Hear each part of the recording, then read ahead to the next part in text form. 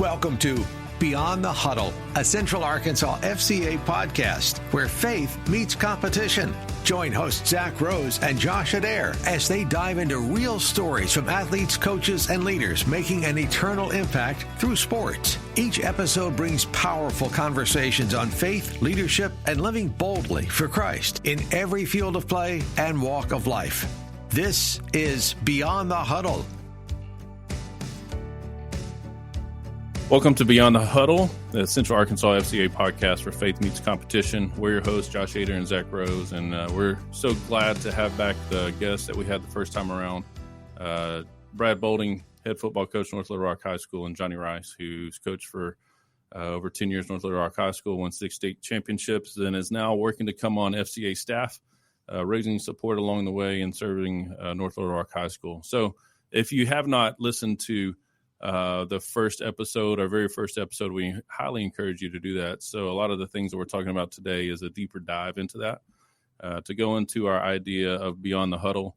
And we kind of huddled up last week or earlier for this first episode, and we just wanted to re-huddle again and go deeper past that conversation that we had the first time. So if you have not heard that first one, highly encourage you to jump in and hear what all these coaches had to say with the wisdom from their lives. And we're just going to go a little bit deeper and into how God is leading them, how God is shaping them and changing them, and all that and all those things.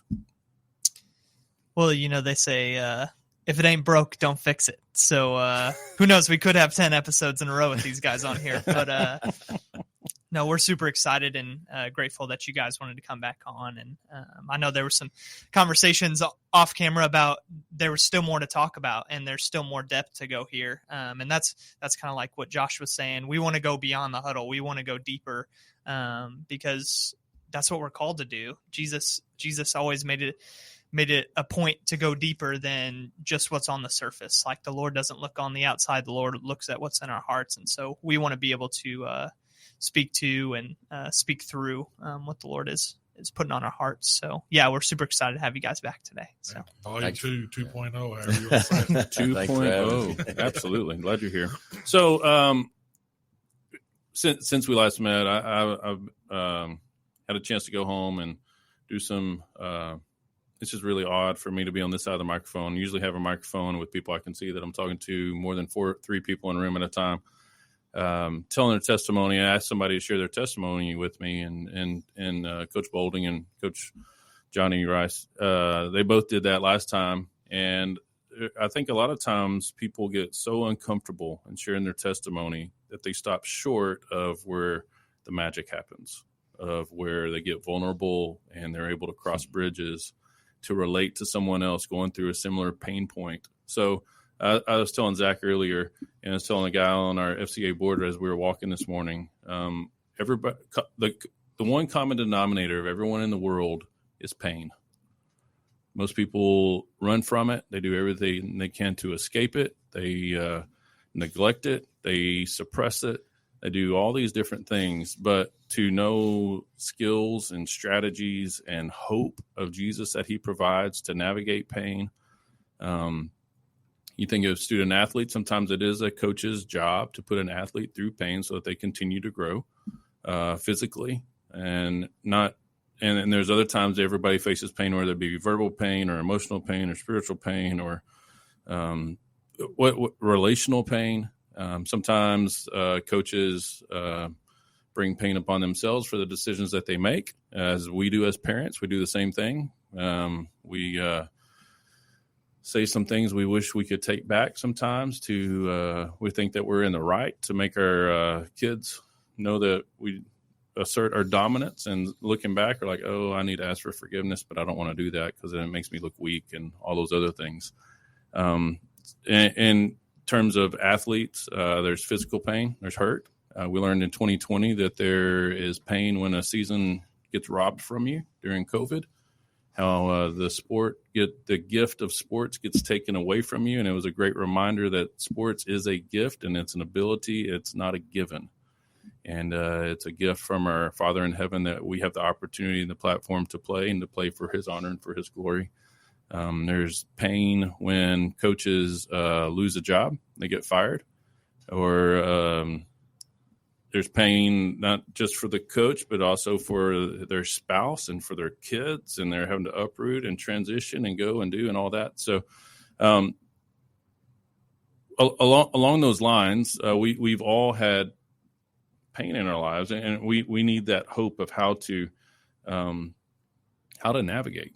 And what do you do? So I guess just to get the ball rolling, Coach Bolding, you shared earlier about decisions that happened at school and being let go, and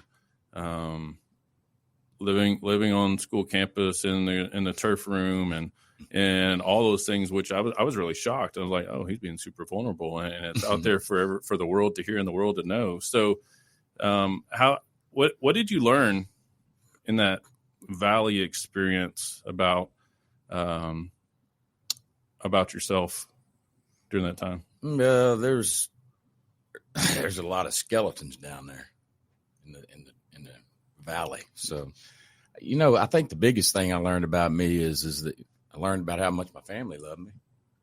I thought, you kind of take that for granted sometimes, but when you go through those situations, you got to have your wife there for you. You got to have your family there for you. My mom and dad, all of them were there. So, that part of it was real special to me. I think it brought our family even closer together.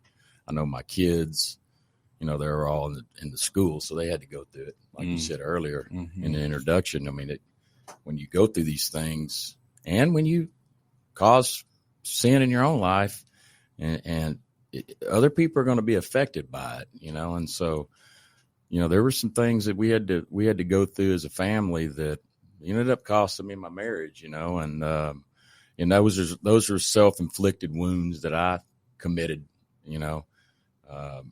I had an affair on my wife. It's not something I'm proud of, but it's something that when I was down in those valleys, I learned a lot about myself. Sure. And I learned a lot about Jesus, because when you're down there in those vulnerable spots, man, it's a tough place to be. So to be able to I was by myself. So, it's just me and Jesus, and it was just me and him one-on-one. And so there's just some experiences that is real intimate to me and real personal to me. Sure. But I cried like a baby many a nights on that turf. So we talk about those experiences, and we hear about pain in the lowest of lows in that valley, in that same season, in that same time. What keeps you motivated, and how do you feel like your perspective shifts in a time where you are at the lowest of lows?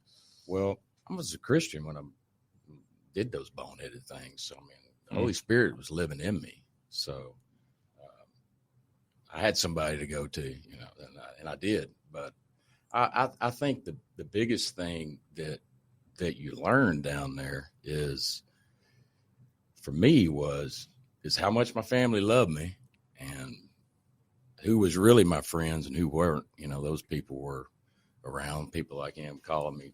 I was building a chicken house. You told that story earlier. It's just a lot of things. I honestly, I hadn't sat there and thought about a lot of it. I thought, honestly, whenever I was at North Little Rock, I had a big pride factor. I thought I invented football. I thought I was, and so when you get chopped down, it's get your feet knocked out from underneath you. God has an amazing way to wake you up, and it's not always fun to go through. It's pretty difficult, but made it through, and along the way, he points out all these different things to you that you need to get fixed. And, those are things that I've been working on, and I'll continue to work on. I'm not perfect. I'm still making mistakes. Gosh, I make them every day, but thank God for prayer and forgiveness, and grace. Yeah. I had all that. Yeah. Thank goodness. Yeah. We were talking a little bit earlier, and in the sports culture world, not that coaches strive to have this happen, but when you win and you continue to win over time and you have a legacy and you have a following, Coach Rice, you can talk about this too. Johnny, you can talk about this too. We put coaches on a pedestal and we put them up way up high and we hold them high and higher than they need to, because coaches are just like us. It's like pastors or lawyers or doctors, or it's just a profession that you're in. You have the opportunity to impact people and to lead them to go further than they could ever go themselves when they operate as a team, or it's personal development, personal growth. So how can we, as a from a coach's perspective, how can we in the rest of the world remember? And what pressures does it put on you? What pressures does it put on a coach when we elevate you, put you on a pedestal, put you on a throne that you don't necessarily want to have? I can tell a story. Like my first years here, I've been an assistant I've been coaching for 22 years, the assistant for like 14. And boom, I come over here. Like my first year, I get the job out on an interim basis. I said, hey, we get the job on it. This year, when the season's over, we're going to open it up. You can apply for it. So, and upset, mad about it at first, thinking, man, I've been here 22 years, and then I started thinking, hey, we're going to be I got some players. Somebody's going to look good, so it might as well be me. So I got over that really quick.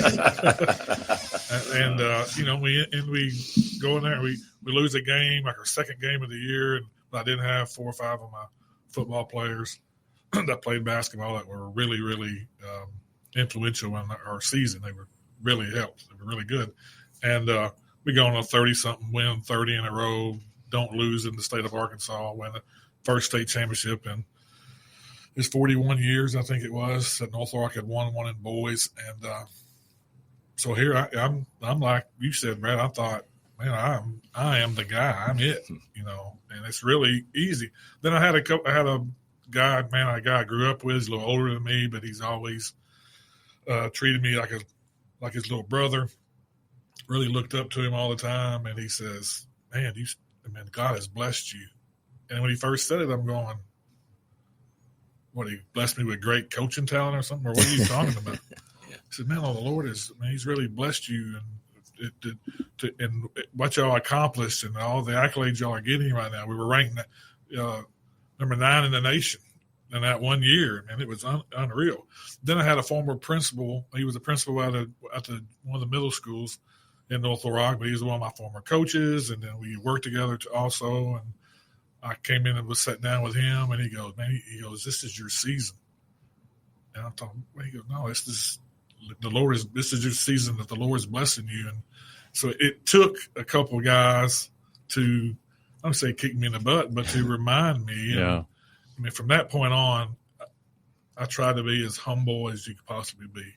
And it's not always easy because people are, like you said, putting you on a pedestal, patting you on your back, telling you what you do. You're on TV, all this stuff, and it's really, really hard to do. But once I start in sports, or when you go through valleys and you go through difficult times and things get really quiet, they really get quiet whenever you're, like I said, you're by yourself laying on that turf. It's really quiet out there. There's where you can reflect.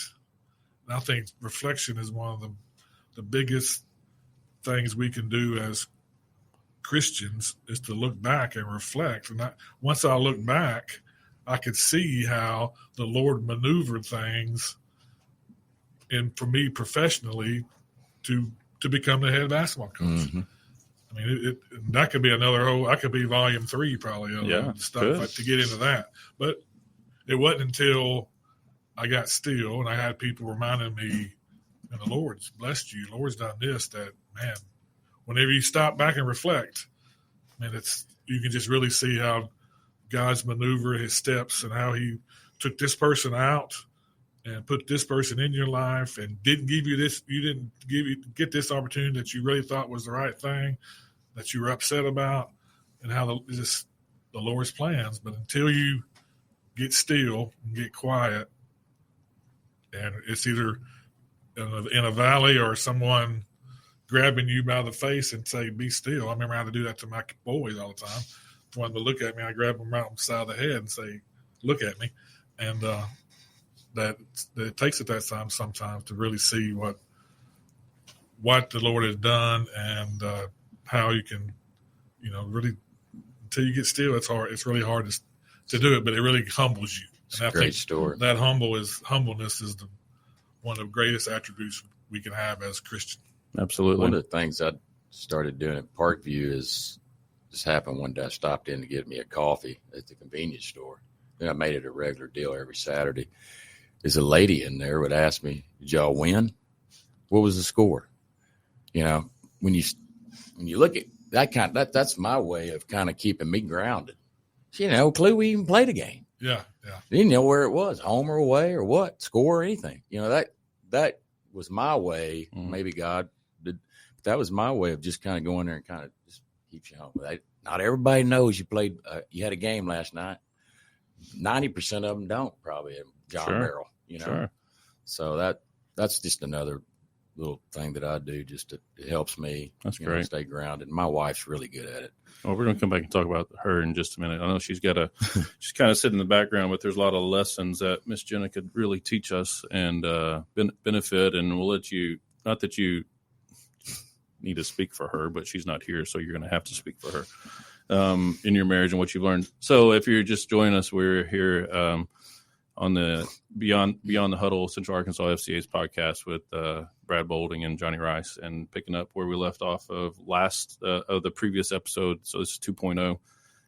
You talked about reflecting. You talk about taking time. I think FCA's theme last year, our yearly theme, was 24/7. And in the world that we live in and the way that we go, it's go, go, go, go nonstop. We're always connected. We have technology in front of us all the time, but we have to figure out as believers in Jesus, how do we separate?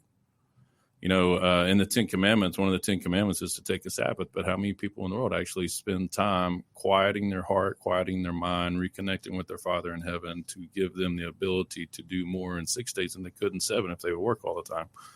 Our theme last year is 24/7, and it was based off of 4 ideas. You need to reset, you need to renew, you need to refuel, and then you'll be ready to go.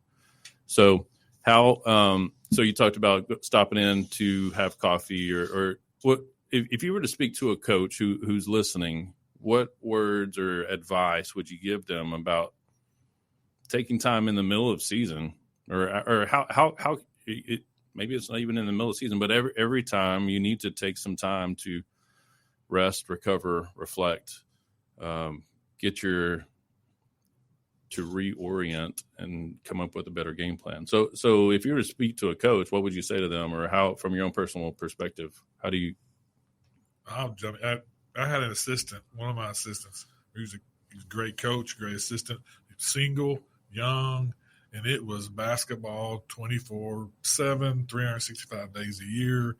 Never would turn it off, and so it made my job as a head coach a lot easier. He would have scouting reports. He would hand me scouting reports before I'd even ask for them, and it just blew me away. But when the season was over, I said we had an end of the year meeting or end of the season meeting, and I would tell him, I says, man, you gotta find something outside of basketball. But he didn't really understand it because that's all he had. He said wasn't dating. He didn't have anything. It was, I said, man, you got to have something you can turn it off and you can relax and do a relax, so you can just rejuvenate yourself, like you said. And after having him, I really tried with my staff to initiate something like that. In basketball, it's long, and but there are breaks. From a Christmas break to and all that, and then when the season's over, you got spring break before you start off season. So I never really started anything. So we got Thanksgiving break, and we always played during that time. Right. But you had where you wasn't in school, and you'd have that hustle bustle of a regular school day, and then doing basketball too. So basketball, there's some of that. Football, it's like boom, start week 1, and you got 10. Then if you do good, you might have a 1 week break before the playoffs. Then boom, it's the playoffs. They were always really good, so I never would get my basketball players. So Brad that play football in the middle of December. But and then they won every game. Yeah. But yeah, no, it's just sitting down and talking to them. But I think the best way to show a young coach is to model it to him. That it's not all 100 in there. You're not going to stay married. No. If you're locked in like no, that. you won't.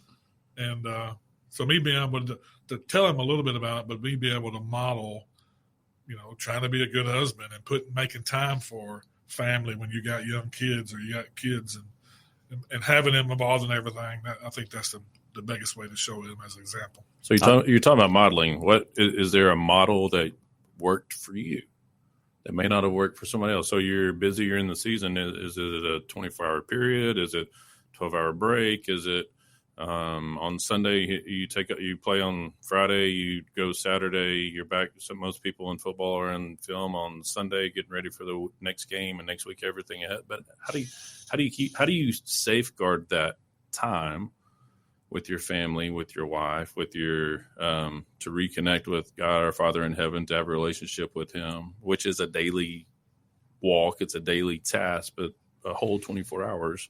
What does that look like? I think you got everything that I like when I purchase something new, or if I'm going to buy something or if I'm going to do something new in the program, it's always either going to be for winning purposes. Now, this is just football, but it's not including our FCA programs and anything like that. But this is going to be about winning, and it's going to be about getting my coaches home to their families as fast as I can. So if I'm going to buy something, it's going to save time and it's going to help us win. That's part of my philosophy. The other part is my wife's really good with talking to other wives, and sometimes it's tough on the wives. That's the toughest part. I would think Johnny would agree with me, but the wives a lot of times raise our kids. And I hate to say it that way. I think it's gotten better, but it used to be really, really bad. I think it's people.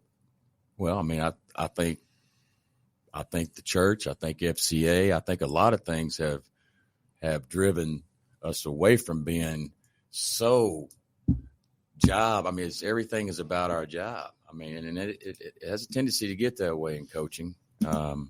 I try to do a good job of protecting against it, but I'm always like, if we're sitting around, the staff's talking, we're done with practice, I remind them daily, if we're just talking about our lives and everything else, you are free to leave.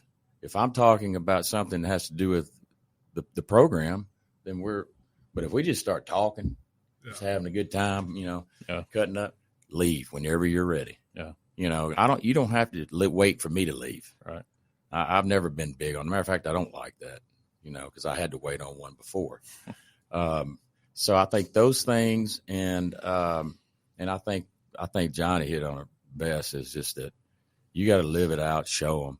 I didn't do a good job of that the first go around at North Little Rock, but I will this time. I can promise you that. I'm a different coach this go around at it. So I did things way different year 8, 9, 10 of me being the head coach than I did year 1, 2, 3. No doubt. So you're going to learn, and like you said, you learn really quick that here we are. We ain't won it in 40 years, and man, it was so the excitement doing all that.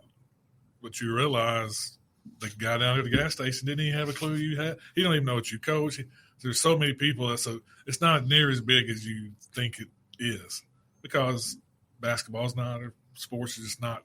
It's just a game. Not with everybody. It's just a game. It's just exactly right. The part of it, of being just a game, is the one part that I have really embraced this time around, especially after the first time and all the things that we went through. So I really, really get that part now. I remind the coaches all the time, even after we lose, even after we have a big win, when we went 14-0, I reminded the coaches at the after state championship game, guys, it's still just a game. Yeah.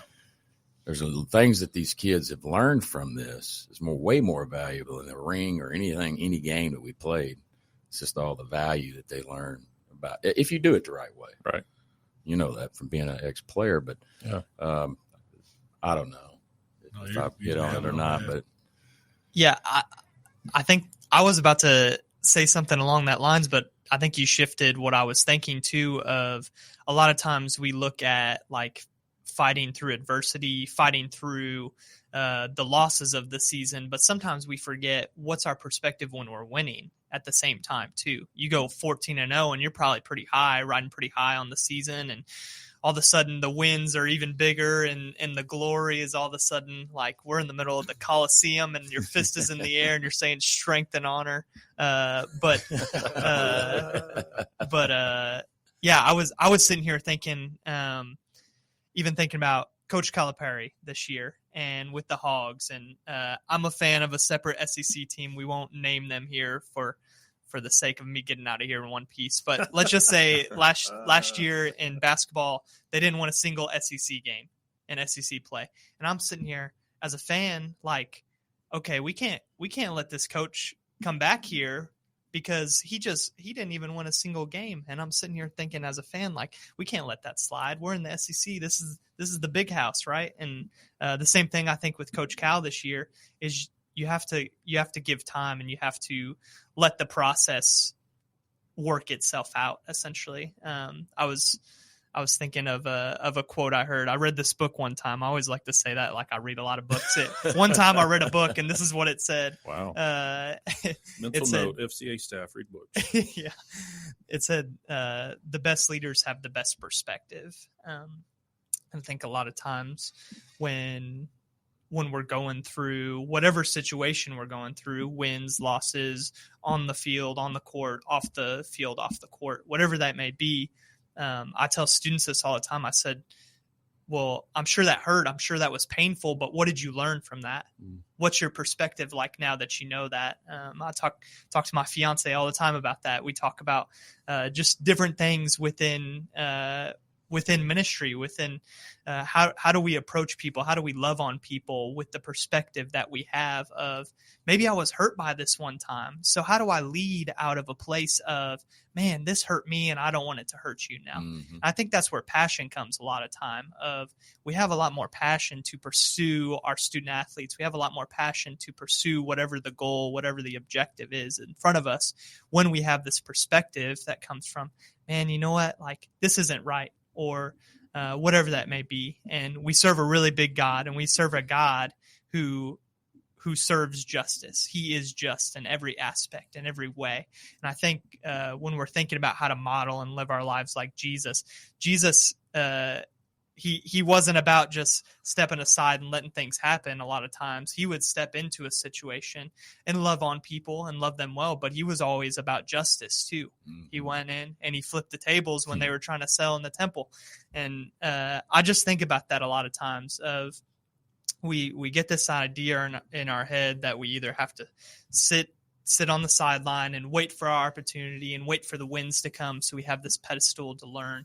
But I think sometimes we need to use wherever we're at to share our perspective, because I think it's important too. Of it doesn't matter if you're winning or losing at the end of the day. Like we were talking about before we even got on the show, like, who even knows who won the state championship 5 years ago? Like, there's some guy over there pointing his finger saying, oh, I know because I this and that. But I think at the end of the day, when we have this perspective, like you're saying, and when we have those seasons where we are isolated and can reflect a little bit, we learn a lot about ourselves, and we learn a lot about the ways we want to lead as well.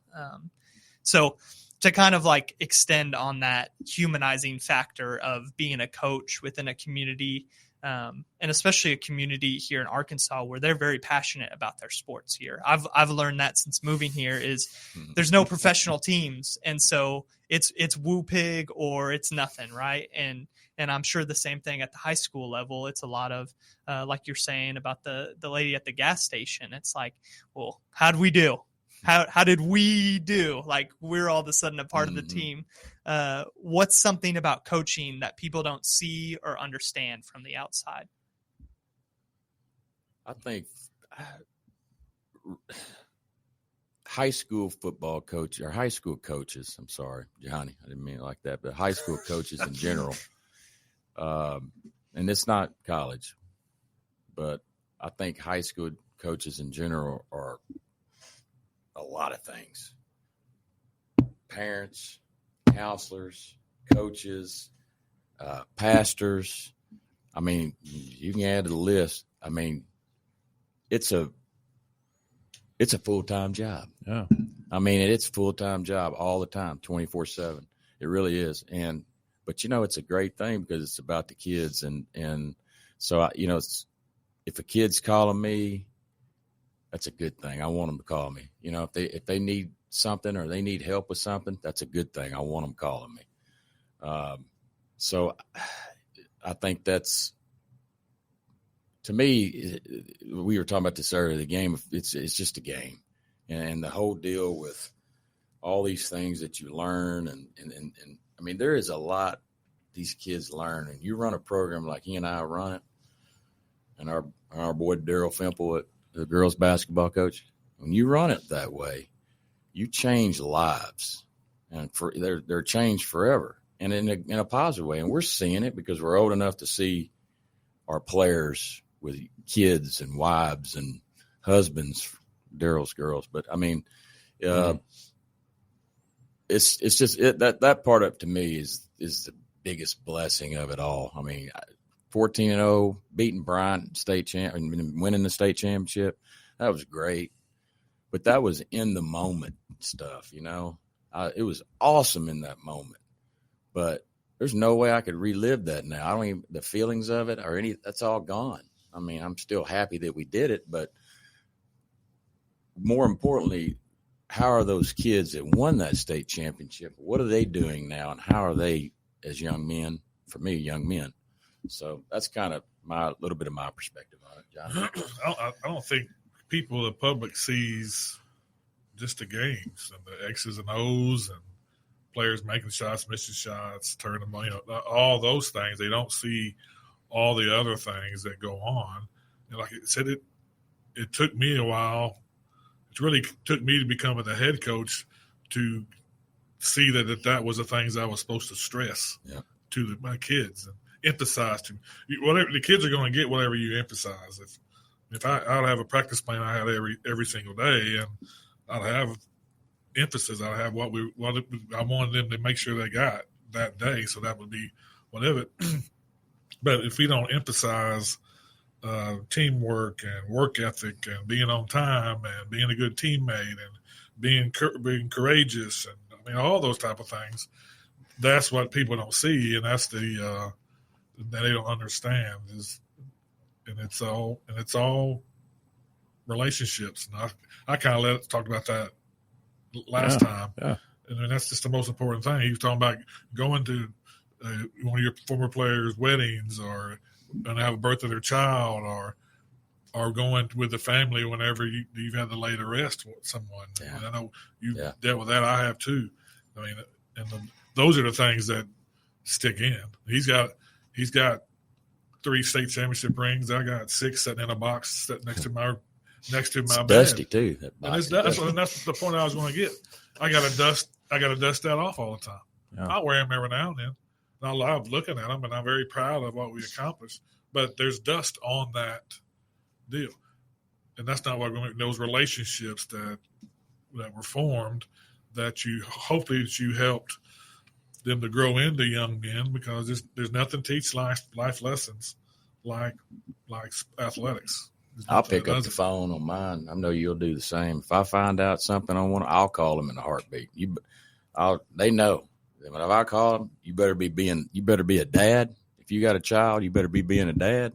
And if you got a wife, you better be taking care of her. That's one of my pet peeves. And I called one last week, and I will call them in a heartbeat for that, because they know better than that, especially the ones that aren't doing right.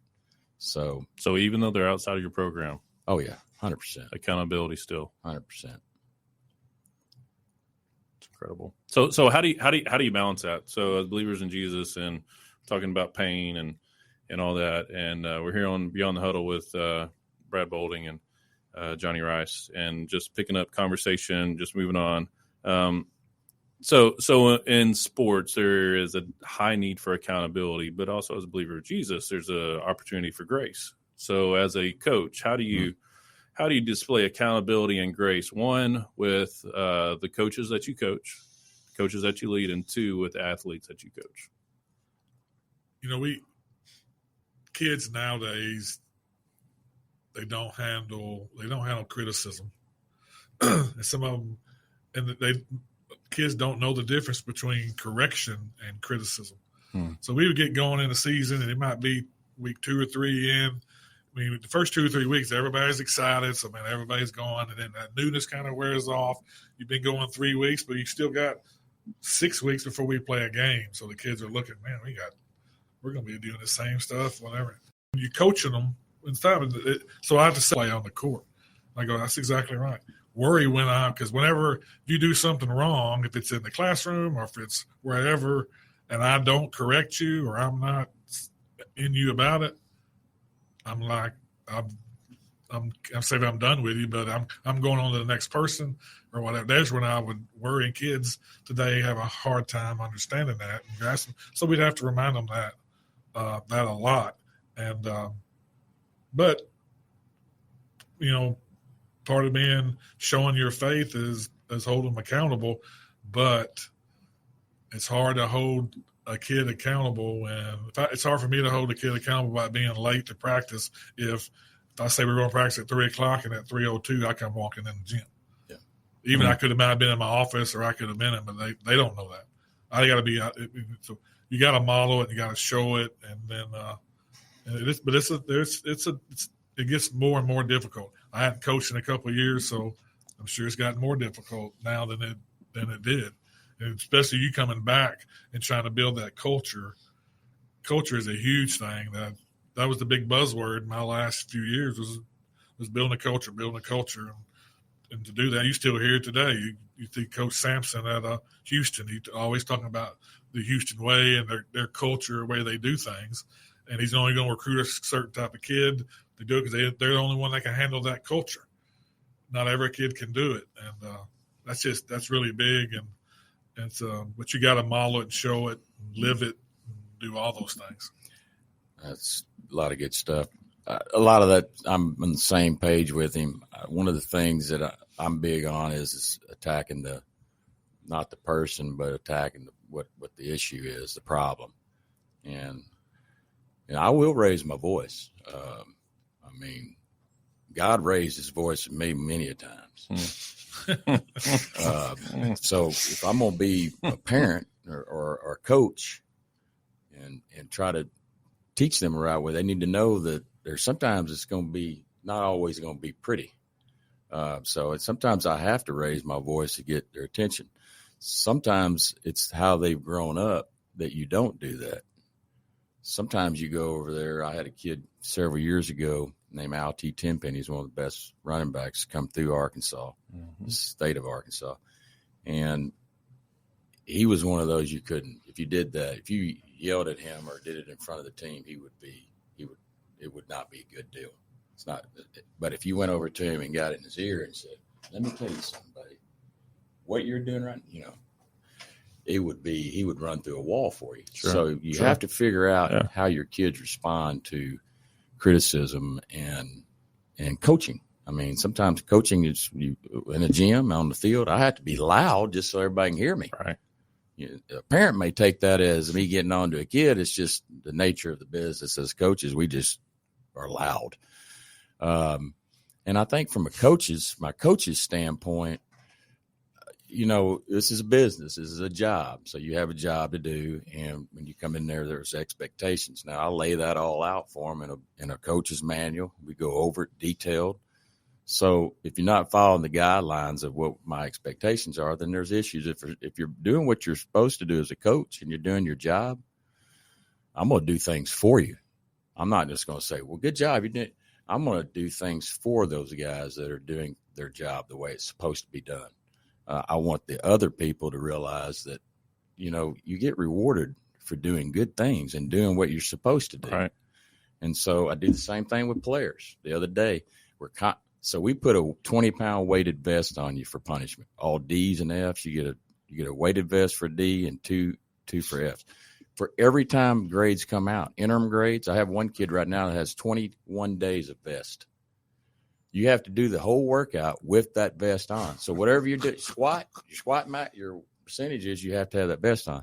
Very effective tool. I started that when I was here because when I first started here, I was in off season by myself. And so I was doing an hour's worth of punishment at the end of practice. I was getting home at 6:30, 6:40 in off season. Right. I'm like, we got to figure out a better way to do this. So the punishment was for emails, tardies, D's, F's, all that kind of stuff. You get the vest and you wear it during practice. And that's it. It has been one of the most effective tools I've used on players. And then as we get into the summer, when I got all my coaches, I'll get off this punishment thing. But when I get all my coaches in the summer, then we transition to a different way of doing it. Sure. But it has been effective, and the players respond to it. And I've been very pleased here in the last several weeks here of the change. And that's great. It's just, he talks about culture. Man, culture is the key to winning successfully every year. But if you don't build that foundation, and I believe I talked about this the last time I was here, if you don't build that foundation right, you're never going to reach the culture that you want. You have to have the best, strongest, thickest, widest foundation that you can possibly have. And if you do it that way, then that takes time, and it can get ugly. I mean, it's not pretty when you're building that foundation, but once you get it built, I mean, you can win year in and year out on a regular basis just because your kids believe and you got that culture, what Johnny talked about earlier. You know, we've got about 10 minutes, 9 minutes Sorry, left. I talked forever. And I'm about to give you open mic to say however and whatever you want to. I know it's kind of scary when you do that, but you shared last time. You talked about marriage, and you shared how your pastor in your church utilizes in yours and Jenna's marriage and your story, and to talk with people about reconciliation and coming back together and how all those things work. So with that said, last 10 minutes and 6, Zach can learn from this because he is engaged and he's not married yet. I mean, Johnny could speak to this, Brad and me, we all could speak to it because I'll be married 20 years coming up September, and not an expert at all on it. But can you share some personal challenges that you and Jenna have faced in your marriage and how they have impacted your faith journey? This is a funny one. I squeeze the toothpaste from the bottom, and I like it. I don't like it all over. I don't like it all over. My wife is all over the place with the toothpaste.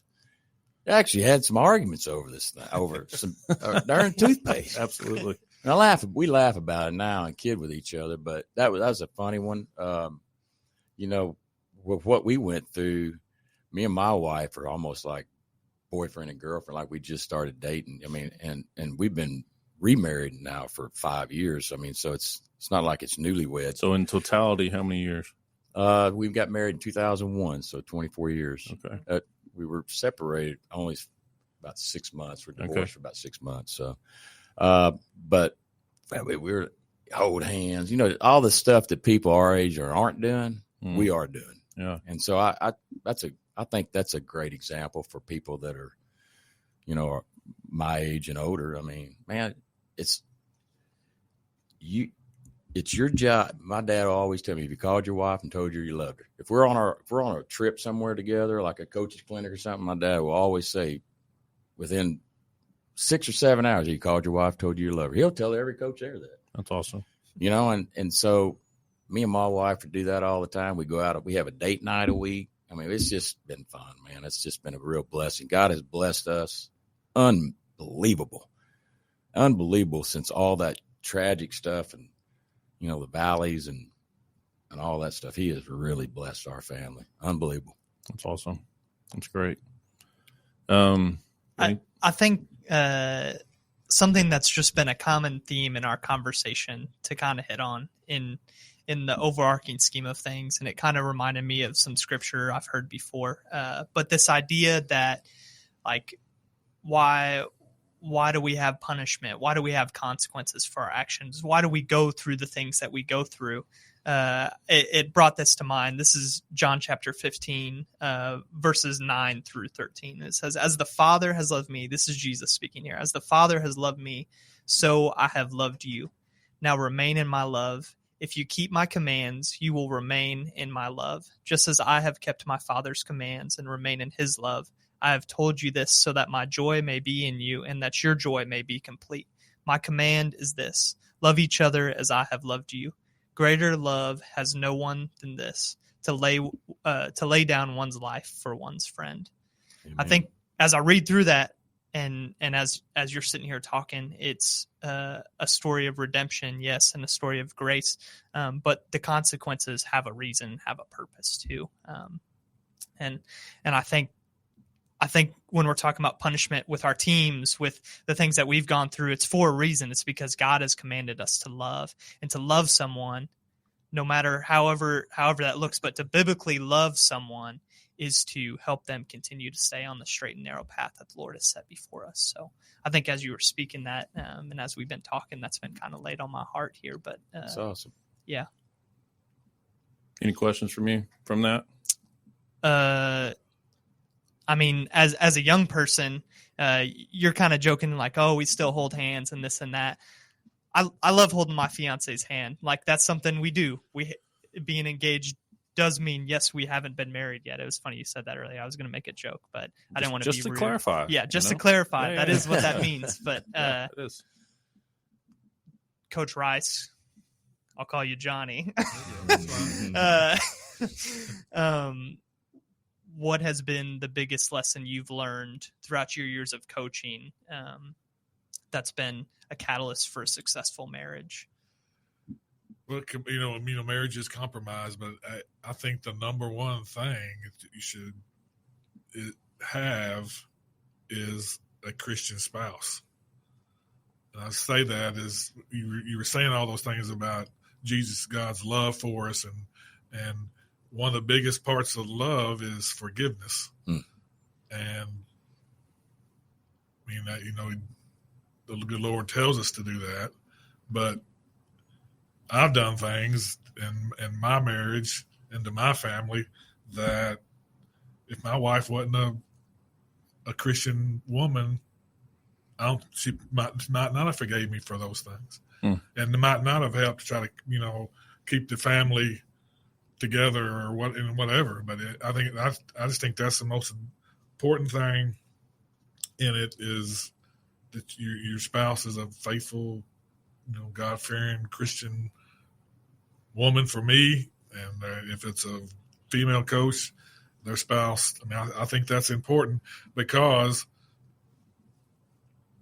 the things that happen in ours really don't have much with coaching, but you do. There's times that you get locked in coaching, and your marriage and kids become second, but you need that forgiving, but you also need that one that's going to hold that accountability. Like we said, it's going to let you know, hey, you need to step back a little bit. We still got this going on, and I just think it's.